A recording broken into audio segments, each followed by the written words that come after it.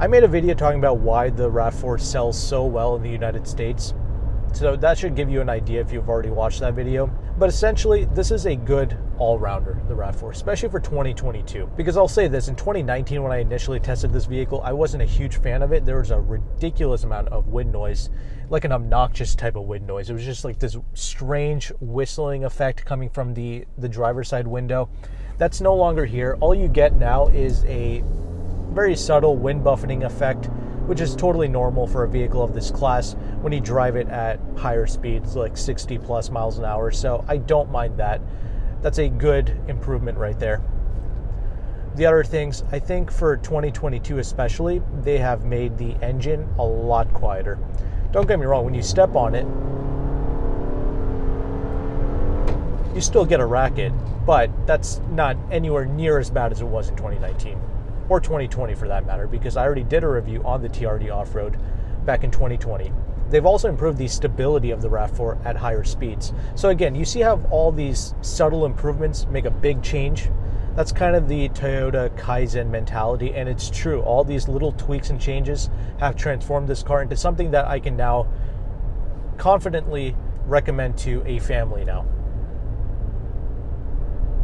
But let's get into some other thoughts here, like the fact that this sells 400,000 units. Well, why is that? This isn't technically the best riding car in the class. This is not the quietest vehicle. It's not the most comfortable.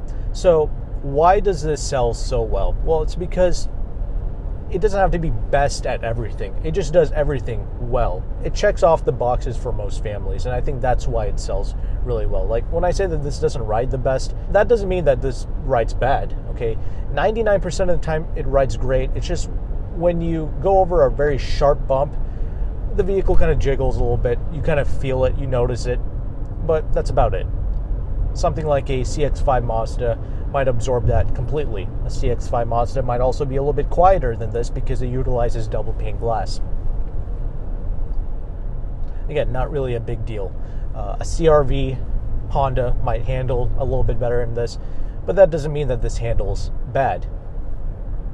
In fact, I'm very impressed after driving this car with these kind of Falcon off-road tires. They're pretty quiet, but an all-terrain tire like this is not going to be quite as grippy as a traditional all-season tire. But even despite that, this car has a great chassis control. Like, it never feels like it's flipping over when you take a left-hand turn or a right-hand turn on an everyday basis. I hate vehicles that have that tendency or that feeling like it's going to flip over and all the occupants keep toppling over each other. This does not do that. So I'm very impressed with that. So that begs the question, is this TRD off-road package worth it? Should you pay 40 grand for it? In my opinion, no. I think you should just get an XLE hybrid for way less money.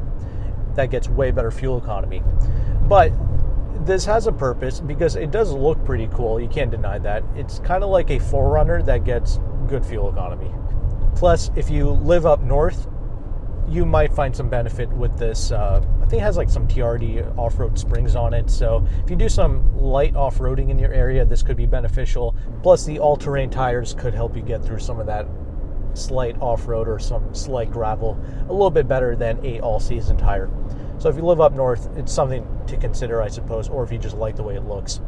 You also get a slightly better headlight design for 2022 as well, for every model except for the base model LE, which I don't think many people buy anyway.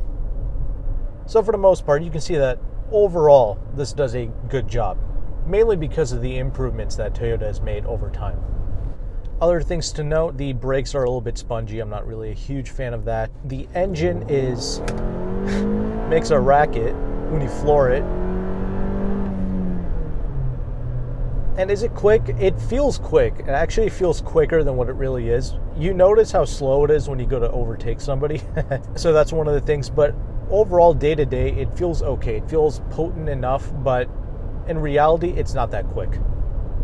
It's made it to this 8-speed transmission, which does a decent job shifting. I don't really mind that.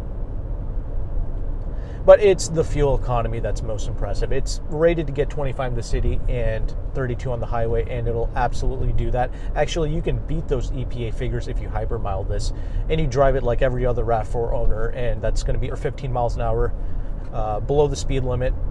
So if you drive like that, you can absolutely destroy these EPA numbers for sure.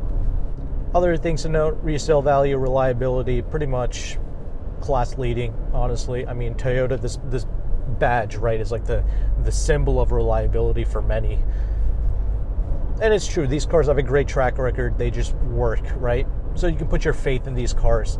And because of that, when you buy it, you don't feel like you just threw away your money. You know, you can always sell this car and get good money back for it, even when you put some miles on it, which is why I recommend getting the hybrid. I think that's going to be a little bit more desirable. I think Toyota warranties their batteries for like 10 years. You get to enjoy that amazing fuel economy, because that's the thing. Families are going to be buying this. You're going to be doing a lot of trips in this, so you want a safe vehicle, and this is pretty safe, and it doesn't crash in value while getting good fuel economy. So it's not really putting a huge dent into your wallet. Now, I admit, it's going to be families buying this, so it's going to be dual incomes. So you have to be making, you know, pretty decent money to afford a newer car like this, but this is a pretty good, sensible choice.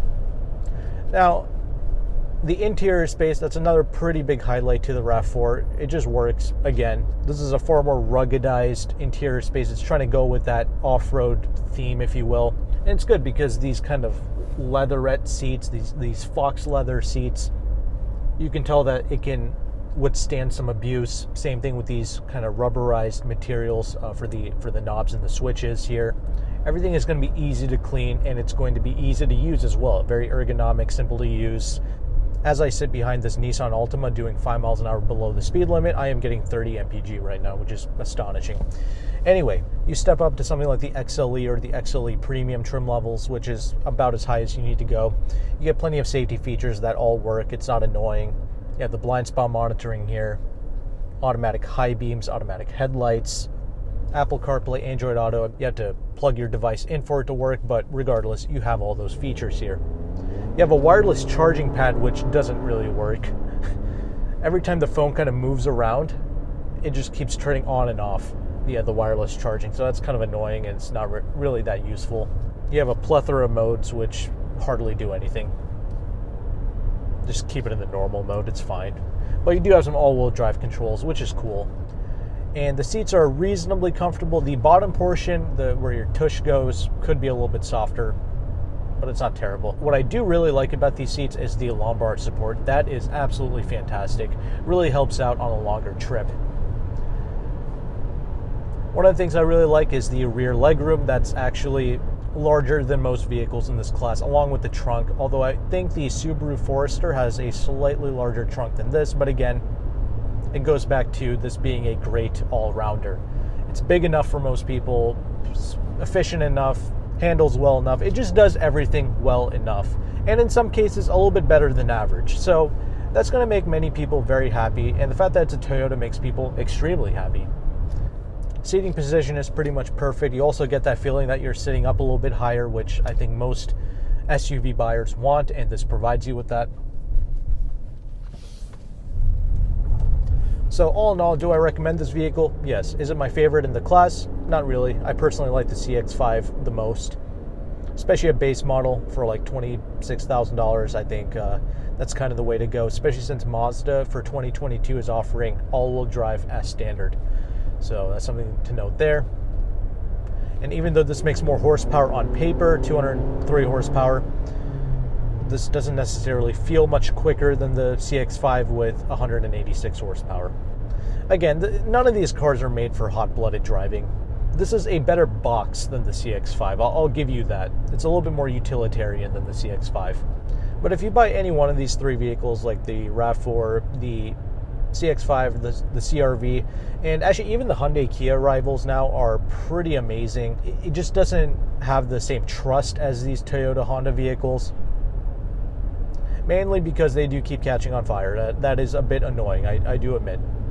But the Hyundai Kia products are genuinely pretty good now. I enjoy driving them, and they're very quiet, quieter than this. So you have lots of competition. I think that's the thing. Many people are just confused. So, like for many people, it doesn't matter how great the rivals are. They don't know anything about them, but they've heard about Hondas and Toyotas, so they just keep going for that. But let me know in the comment section, why did you go for the TRD or the RAV4 in general? And if you have experience with the TRD off-road, let me know about that as well, because that is the vehicle that we are testing here. On the end screen here, I'm going to have a video talking about why the RAV4 sells so well. So I will see you there.